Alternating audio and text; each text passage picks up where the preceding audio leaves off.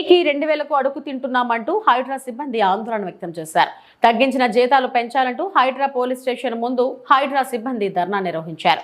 ఒకేసారి 5000 జీతం తగ్గిస్తే ఎలా బ్రతకాలని సిబ్బంది ఆవేదన వ్యక్తం చేశారు. జీవో 1272ను సవరణ చేయాలని డిమాండ్ చేశారు. హైడ్రా వచ్చిన తర్వాత రంగనాథ్ సార్ అడిగినాము, చేస్తామని చెప్పారు. కానీ ఈ రోజు వరకు కూడా ఏ ఒక్క ఇన్సూరెన్స్ లేదు. కరోనా టైంలో ఇన్సూరెన్స్లు ఉన్నాయి. ఇంకోటి రీసెంట్గా ఒక ఎస్ఎల్బిసి టన్నల్ రెస్క్యూలో మేము పోయినాం. దాదాపు ఒక 400 మంది దాకా పోయినాం. 10 రోజులు అక్కడే ఒక్కొక్క బ్యాచ్ విధులు నిర్వహించి వచ్చింది. లోపలికి ఏ ఒక్క పెద్ద ఆఫీసర్ పోలేదు. ఓన్లీ హైడ్రా తోటే లోపల పని అయింది. అక్కడ నడిచిన ఎక్విప్మెంట్స్ కానీ వాహనాలు కానీ అందులో ఇటాచీలు జేసీబీలు కానీ ఓన్లీ హైడ్రా మాత్రమే. మేము అవుట్ సోర్సింగ్ ఎంప్లాయీ. మేము లోపలికి 14 కిలోమీటర్ల లోపలికి పోయినా కూడా మాకు ఎలాంటి ఇన్సూరెన్స్ లేదు. ఒకనొక సమయంలో నేను అక్కడ డ్యూటీ చేస్తున్న సమయంలో, విధులు నిర్వహిస్తున్న సమయంలో ఆక్సిజన్ 15 నిమిషాలు కట్ అయింది. 14 కిలోమీటర్లు బయటికి రావాలి. టన్నల్లా 14 కిలోమీటర్ల లోపల టన్నల్లా 14 నిమిషాలు ఆక్సిజన్ కట్ అయింది.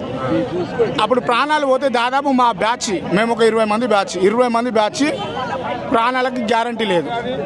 మా పిల్లలను వదిలిపెట్టి, ఫ్యామిలీని వదిలిపెట్టి ఈ రాష్ట్రం కోసం, ఈ హైడ్రా అనే పేరు కోసం మేము పోయి సేవ చేస్తుంటే హైడ్రాకు మంచి పేరు ఉంది, ఇలా ఉన్న ఉద్యోగులకు లేదు. అంటే ఏ ప్రభుత్వం అయినా పెంచడానికి చూస్తుంది, లేకపోతే ఏమైనా కొనసాగిస్తుంది. కానీ ఇప్పుడు తగ్గించడాన్ని ఎట్లా చూస్తున్నారు? తగ్గించడాన్ని అంటే మాకు హామీ ఇచ్చారు సార్. గత లాస్ట్ మంతే తగ్గినాయంటే మేము ఆ రోజు కూడా బైకాట్ చేసినాము. బైకాట్ చేస్తే మాకు రంగనాథ్ సార్ గారు హామీ ఇచ్చారు, మీ జీతాలు ఎట్టి పరిస్థితిలో తగ్గవని అన్నారు. జీతాలు తగ్గవన్న క్షణంలో మేము ఏకీభవించి బయటకు వచ్చినాం. మాట్లాడిన తర్వాత ఏకీభవించి వచ్చిన తర్వాత నిన్న మాకు ఈవీటీఎం ఉన్నప్పుడు ఈవెన్ 2 తారీఖు 3 తారీఖు సాలరీస్ క్రెడిట్ అయిపోయేది.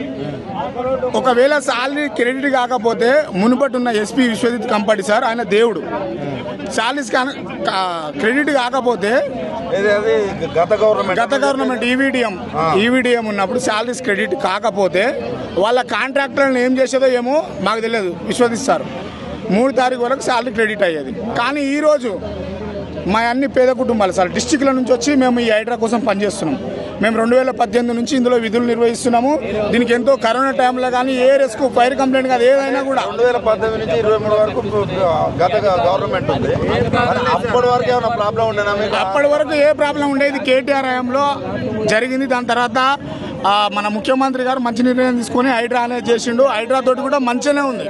కాకపోతే ఇప్పుడు ఇందులో ఉద్యోగుల సిబ్బందికి ఇబ్బంది పడాల్సి వస్తుంది జీతాల పరంగా.